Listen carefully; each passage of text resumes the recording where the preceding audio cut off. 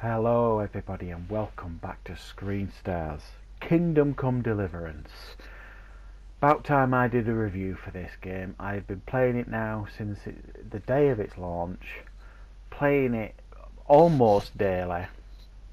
I've put many hours into the game. I still haven't completed it because I just will not rush games like this, but I have been putting so many hours into it now, and I understand the game, I understand all of the mechanics, and I'm far enough into the game now to give you a pretty deep and in-depth review on this game. Now, right back as far as when I first saw the footage of this game, which was probably about this time last year, I got very excited when I saw the footage for this game. It looked fantastic. I absolutely love and adore RPGs. The Witcher is my favourite of all time, and I saw this game, I saw the colours, I saw the setting, I saw what they were trying to do, and I got very excited, and this very quickly became one of my most anticipated games when I saw the early footage of it. What do I think now it has finally been released? Well, mostly massively positive stuff. That's all I can give you for this game. However, if you've been following the progress of this game, or you've seen other people's reviews on it or other people's videos on it, it has received its fair amount of criticism for a lot of the bugs and glitches that have appeared in the game on launch, and even the makers of the game have openly admitted that they would have liked to have polished the game a little bit better. Fair enough. Now, when I first got the game and I first installed it, I played it for the first couple of hours, and it was very difficult to play because there were so many glitches, and I mean really bad glitches, and it really did break immersion terribly. And then I think it was on the first day of release there was like a 18 gig patch released for it straight away, and that solved a lot of those early glitches. And at the time of the recording of this, which is the 3rd of March, I think last night, or it could have been first thing this morning, but I think it was last night, there was another patch released, nowhere near as big. I think it was about a gig at most, probably to address some more of the issues. And I have to say, since they've been updating this game, it has solved a lot of the problems. However, I have to report that there are still an awful lot of glitches in the game, and the problem with it for me is some of the glitches that I've experienced have been game-breaking glitches, where it's just crashed. A couple of times that's happened. Excuse me. A couple of times when it's been trying to load after or just before a cutscene, it won't load the next part, so I have to turn off the game, close it down, restart it, and load it up to progress. A couple of the quests that I've come across have been broken. Two in particular. There's one where you have to kidnap this woman and then you go and speak to her husband to try and get him to do something, but it won't let you do that. And another quest, which I've just put a guide up today on, is where you're supposed to get rid of this manservant guy, Manfred, some guardian, by playing dice with him. And once you've done that, it moves on from the quest, but it doesn't.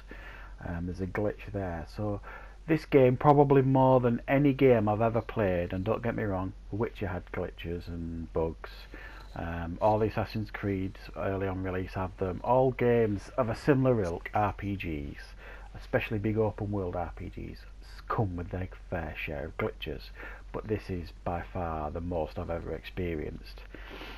The draw distance as well when you load into an area, sometimes the buildings are there and then suddenly they'll load in, things like that as well. It kind of, you cope with everything that it throws at you, this game, in regards to bugs and glitches, but it does break immersion quite a bit, and it does get a little bit frustrating. Those are my biggest issues with the game. My only other real issue with the game are the quests that you get when you're fast travelling, and the people that you meet on the road, like wayfarers, or when things like that, when you're attacked on the road, or when there's beggars stop you. It's just too repetitive. For example, the wayfaring knight, I must have duelled him now a dozen times, and the only reason I do it now is so I can steal his gear and sell it to make money. It's far too repetitive and not enough variety on the fast travel stuff. It really puts you off fast travelling sometimes because you can't be bothered with it, and most of the time I will just ignore them now.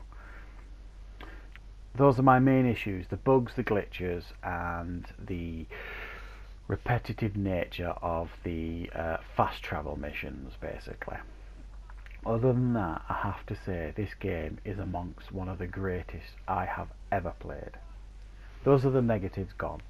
It's all positive now as far as I'm concerned. The gameplay is wonderful, and I'm not a huge fan of first person games. The ones that I have loved in the past have been things like Skyrim and Fallout, things like that, because of their wonderful world building that's going on. Well, this is even more so because of the realism involved and the way they set up the story. The way you see Henry, the main character's life, unfold in front of you. It's amazing, but it's absolutely brutal. The first 10 hours of this game, maybe more, will really test your patience. If you are not a patient game player and you can't handle taking your time with a game, you will hate this game, because the first 10 hours are so unforgiving. Once you get past that, the combat early on in this game is a joke. Once you start learning how to do combat, how to handle a sword, all that kind of stuff, and not just the sword, you've got archery, everything in this game you have to learn. You even have to learn to read and write in the game. It does not hold your hand at all. You must understand that going into the game. The first 10 hours, maybe, yeah, about 10 hours, some people a bit more, some people less, is incredibly unforgiving. My advice early on is to do as many of the tutorials as you can with Captain Bernard once you get over the prologue, to get better at combat. But please take your time with this game, because it is so rewarding once you do these things. I'm now level 17 or 18 in the game. I am massively overpowered with a sword. I can take on 5, 6, 7 men now, and take them out with one hit, because I've got the most powerful sword in the game now, the St. George's sword that I found. And because I've taken the time to get good with a sword, I'm almost unbeatable now, I would say. I've not met anybody that's given me a real challenge for at least the last 5-10 hours in the game, and that's fantastic, because you feel such a badass after a while with this game. So please take your time with it. It is really worth it. The story, I think, is wonderful and very engaging. You're not some fantasy character, you're just living Henry's life, trying to serve Lord Ratzick and do the right thing. But you don't have to always do the right thing. It gives you choices. You can do naughty things if you want in the game as well. But needless to say, I think this game is an absolute triumph. It's a small studio, so you have to understand and forgive its faults, and those are the bugs and the glitches, and some of the repetitive natures of some of it. But I do implore you, if you're not sure about this game and you're a fan of RPGs, it's definitely worth it. But be warned, you have to be patient with this game. It will not hold your hand. It's a fantastic game that will reward you massively after the first 10 hours of the game. It is a wonderful game, and I can only applaud the creators of it. Well done.